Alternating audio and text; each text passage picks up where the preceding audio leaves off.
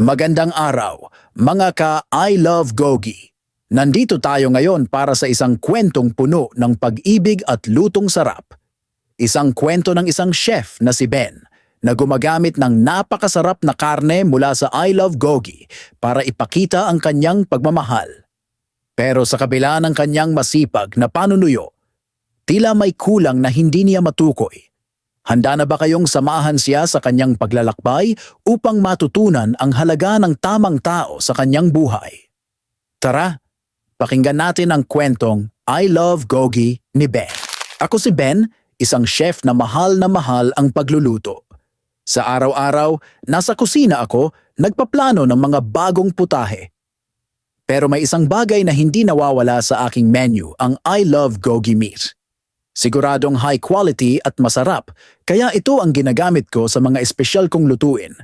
Nang makilala ko si Mira, isang babaeng napakaganda, akala ko nahanap ko na ang tamang kasama ko. Sobrang saya ko tuwing magluluto ako para sa kanya.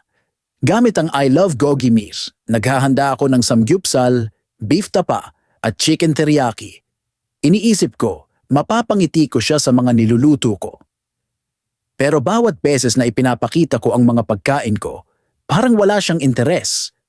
Laging nakatutok si Mira sa cellphone niya at kahit gaano kasarap ang putahe, hindi ko nararamdaman na napapahalagahan niya. Isang gabi nagluto ako ng espesyal na samgyupsal. Ginamit ko ang paborito kong I Love Gogi meat mura at talagang perfect para sa dish na ito. Pagdating ni Mira, late siya, may dalang takeout na fast food. Hindi niya man lang tinignan ang niluto ko at tila wala siyang pakialam. Doon ko napagtanto hindi ang pagluluto ko ang may problema. Mahal ko ang ginagawa ko pero tila hindi tama ang taong pinaglulutuan ko. Kahit anong effort ko, wala pa ring halaga sa kanya.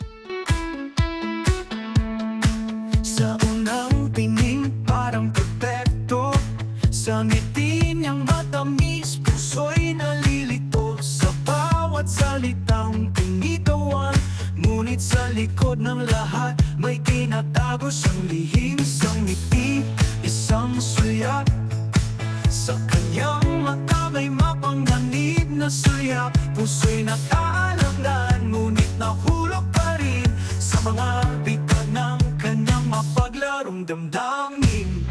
Babala, siya'y isang pulang bandila. Bawat galaw, bawat salita, parang isang laro lang. Babala, huwag kang mapadala sa kanyang gandang karisma. Ikaw ay malililang. Sa gabi-gabi niyang pangako, ngunit bukas ay naglalaho. Di mo mawari kung totoo ba o ikaw lang ang niloloko niya.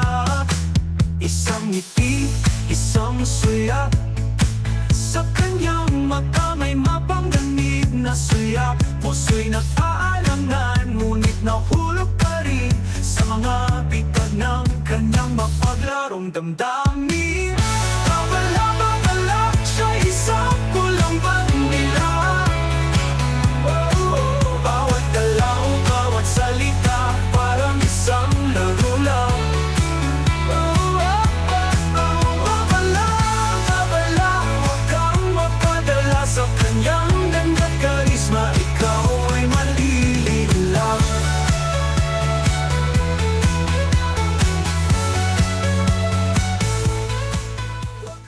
Napagtanto ko, hindi sapat ang pagiging magaling na chef kung mali ang taong kasama. Kinabukasan, nagluto ulit ako. Pero ngayon, para sa sarili ko na lang, ginawa ko pa rin ang paborito kong samgyupsal gamit ang I Love Gogi meat.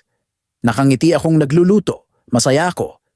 Nalaman ko na mas mabuti pang maghintay ng tamang tao kaysa ipilit ang sarili sa maling relasyon. Habang nilalasap ko ang sariling luto ko, napaisip ako, ang tamang karne, tamang luto at tamang tao, hindi kailangang pilitin. Kaya ngayon, ako muna at ang I Love Gogi.